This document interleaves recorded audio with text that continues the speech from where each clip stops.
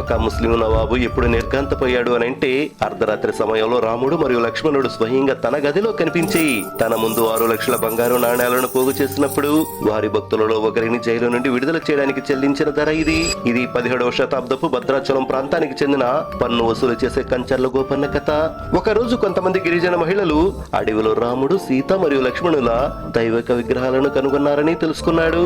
గోపన్న వచ్చినప్పుడు శిథిలావస్థలో ఉన్న గడ్డి గుడిసెలో ఎండకు మరియు వానకు గురైన దేవతలను చూసి అతను హృదయ విచారకంగా ఉన్నాడు. ఆ సమయంలో భక్తి ఉప్పొంగింది. పరిణామాల గురించి అతను పట్టించుకోలేదు. తర్వాత ప్రజల నుండి విరాళాలు సేకరించి ప్రభుత్వ ఖజానాను నింపుతానని అతను నమ్మకంగా ఉన్నాడు. ఆ నమ్మకంతో అతను అక్కడ ఒక గొప్ప రామాలయాన్ని నిర్మించడానికి పన్ను డబ్బునంత పెట్టుబడిగా పెట్టాడు. కానీ గోల్కొండ సుల్తాను నవాబు తానిషా ప్రభుత్వ నిధుల దుర్వినియోగం గురించి తెలుసుకున్నప్పుడు అతనిది రాజద్రోహంగా భావించి గోపన్నను ఖైదు చేశాడు.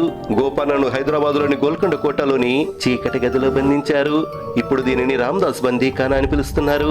అక్కడ అతన్ని 12 సంవత్సరాలు హింసించారు. కానీ గోపన్న తప్పును ఒప్పుకోవడానికి నిరాకరించాడు. ఆ 12 సంవత్సరాలలో అతను జైలు గోడలపై శ్రీరాముడు, సీత మరియు హనుమంతుడి చిత్రాలను పదునైన రాళ్లతో చెక్కాడు.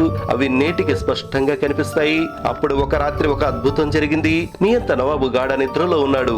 అకస్మాత్తుగా తన కలలో 2 ప్రకాశవంతమైన అంగరక్షకులు కనిపించారు.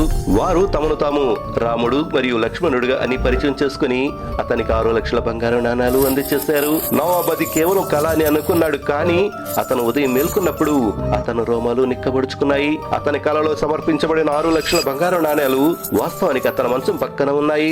వారు సాధారణ సైనికులు కాదని దేవదూతలు రాముడు మరియు లక్ష్మణులని నవాబ్ గ్రహించాడు.